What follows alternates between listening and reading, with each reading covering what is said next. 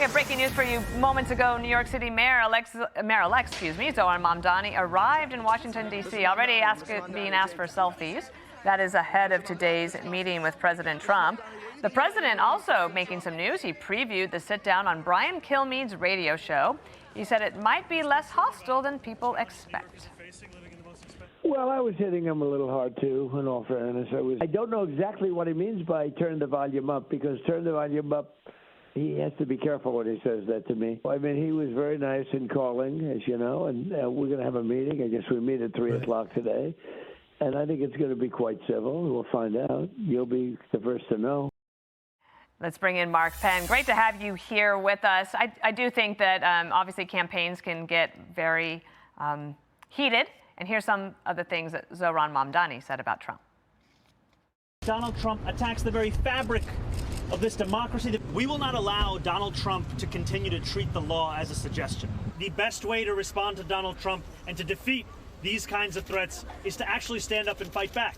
I intend to make it clear to President Trump that I will work with him on any agenda that benefits New Yorkers. Well, how do you think this is going to go, Mark? You know the city well. You are a keen observer of politics.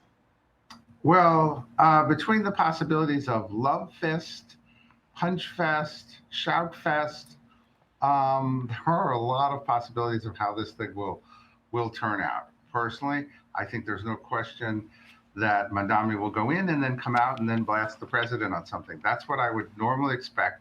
That's what typically happens in these things. The president reaches out in good faith. He likes to meet with everybody.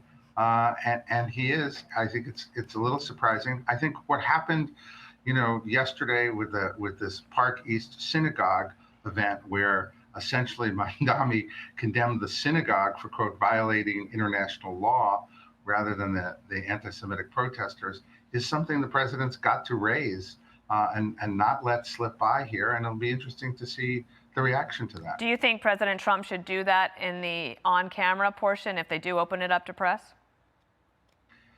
I think yes. I do think that that here he's mayor-elect. Every single major elected, contested Republican, Democratic official condemned what happened, except really the really weak, incredibly watered-down statement that he made through a press aide. I would be surprised if the president didn't challenge him externally or internally or both. Mm-hmm. In a way, they both sort of need each other politically as well, right? So President Trump going into the midterms, you look at today's vote in the House brought on a resolution condemning socialism. That's no doubt going to be seen between now and the 2026 midterms. Well, do they need each other politically? I don't really know. I don't think the president's going to be reaching out to Mamdani. No, I mean they need each other to be like the leverage points against each other because of the extremes. Yes. Well, that's right. So that's why this kind of meeting is kind of going to be really interesting theater, because their bases are both virtually and strongly opposed to each other on virtually every single issue. Yep. Look, I think to the extent the president needs to appear to be reaching out, toning down his rhetoric, this meeting is a good thing for him. I don't really know what it does for Mamdani unless he's trying to reach out, but then he had an opportunity yesterday to show that he could reach out to the Jewish community, and he didn't. He did not.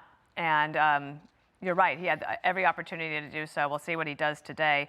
A lot of interest in this meeting and a lot of interest in your comments on it. Thanks so much, Mark Penn. Great to have you. Hey, everyone. I'm Emily Campagno. Catch me and my co-hosts Harris Faulkner and Kaylee McEnany on Outnumbered every weekday at 12 p.m. Eastern, or set your DVR. Also, don't forget to subscribe to the Fox News YouTube page for daily highlights.